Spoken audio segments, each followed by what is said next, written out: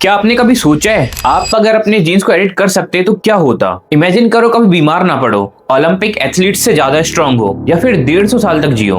Sounds like science friction, right? लेकिन ये science friction नहीं है, ये साइंस फैक्ट है और इसका नाम है CRISPR।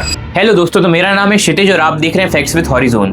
तो आज हम बात करेंगे एक ऐसी टेक्नोलॉजी की जो लिटरली ह्यूमन एवोल्यूशन को हमारे हाथों में दे सकती है। पर सवाल ये है, क्या हम इस पावर को हैंडल कर सकते हैं? चलिए शुरू करते हैं। तो पहले समझते हैं CRISPR है क्या चीज। CRISPR का फुल फॉर्म है Clustered Regularly Interspaced Short Palindromic Repeats। Complicated नाम है ना, पर कॉन्सेप्ट बिल्कुल सिंपल है। सोचो तुम्हारे पास एक माइक्रोसॉफ्ट वर्ड डॉक्यूमेंट है, तुम्हारा DNA, और CRISPR एक बहुत ही precious find and replace tool जो किसी भी वर्ड को ढूंढ के उसे कट करके और उसकी जगह नया वर्ड पेस्ट कर सकता है। बस इतना सा। पर यहाँ ट्विस्ट ये है कि ये डॉक्यूमेंट तुम्हारी पूरी जिंदगी कंट्रोल करता है, तुम्हारा कलर, हाइट, इंटेलिजेंस, डिसीजेस, सब कुछ। चलो मैं तुम्हें एक रियल एग्जांपल बताता हूँ। 2018 में चाइना का एक साइंटिस्ट जिसका नाम ही जेनकुई 2 बच्चों के जीन्स एडिट किए। उन्होंने एक जीन को हटाया जो HIV इन्फेक्शन को अलाउ करता है, मतलब वो बेबीज अब HIV इम्यून है। दुनिया भर में कंट्रोवर्सी हुई, साइंटिस्ट जेल भी गया, पर टेक्नोलॉजी का प्रूफ मिल गया कि ये काम करता है। अब बात करते हैं मेन बात की कि CRISPR से हम क्या क्या बन सकते हैं। क्या हम सच में 150 साल जी सकते हैं? सबसे पहले आता है कि डिसीज फ्री ह्यूमन। जो जेनेटिक डिसीजेस होती है जैसे कैंसर, ये जेनेटिक म्यूटेशन की वजह से होती हैं। CRISPR से हम इन म्यूटेशन को फिक्स कर सकते हैं। सिकल सेल के पेशेंट पर ऑलरेडी टेस्ट हो रहा है, रिजल्ट्स लाइफ चेंजिंग। लोगों को मंथली हॉस्पिटल विजिट से मुक्ति मिल रही है।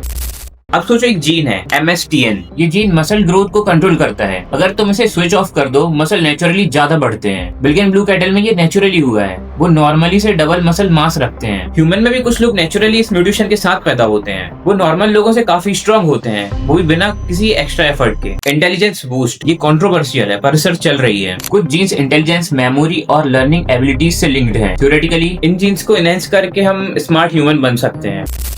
एजिंग को स्लो करना, वही मैंने जो बोला था 150 साल जीना। टेलोमर्स, ये DNA के एंड्स हैं जो एजिंग के साथ छोटे होते जाते हैं। कुछ साइंटिस्ट को लगता है कि CRISPR से हम टेलोमर्स को मेंटेन करके एजिंग को स्लो कर सकते हैं, मतलब 150 साल की हेल्दी लाइफ पॉसिबल है, जो मैंने कहा था। डिजाइनर बेबीज, और अब सबसे कंट्रोवर्शियल पार्ट, क्या पेरेंट्स अपने बच्चों को डिजाइन कर सकते हैं? ब्लू आईज, लंबी हाइट, हाई IQ, सब कस्टम ऑर्डर। टेक्निकली हाँ, पर एथिकली बहुत बड़ा क्वेश्चन मार्क।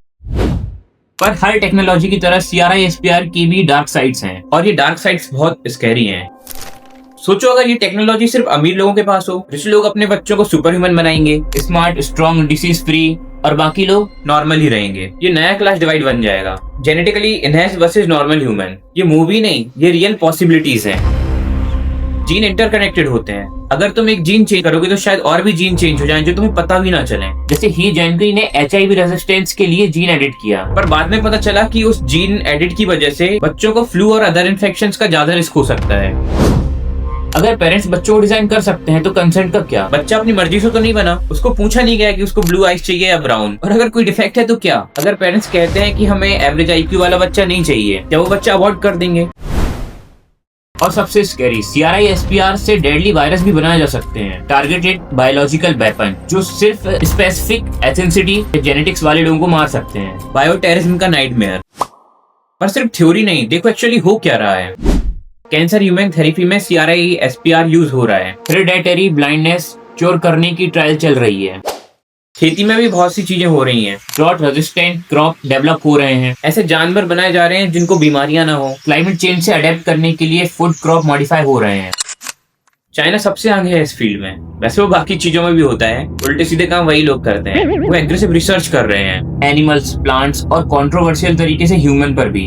एथिक्स के रूल कम स्ट्रिक्ट हैं, तो वो फास्ट मूव कर रहे हैं। वेस्टर्न कंट्रीज ज्यादा कॉन्शियस हैं, स्ट्रिक्ट रेगुलेशंस हैं। अब सोचो 2050 तक दुनिया कैसी होगी। जेनेटिक डिसीज एकदम गायब हो जाएंगी, लोग 100 साल प्लस नॉर्मली जीने लगेंगे। हर इंसान के जीन के अकॉर्डिंग ट्रीटमेंट होगा, हर इंसान के लिए अलग दवाइयां होंगी। फूड सिक्योरिटी भी सॉल्व हो गई है मॉडिफाइड क्रॉप से।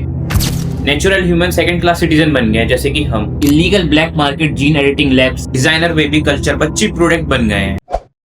इंटरनेशनल कानून बनेंगे जैसे न्यूक्लियर वेपन के लिए हैं, पर कुछ कंट्रीज रूल तोड़ेंगे, अंडरग्राउंड मार्केट चलाएंगे।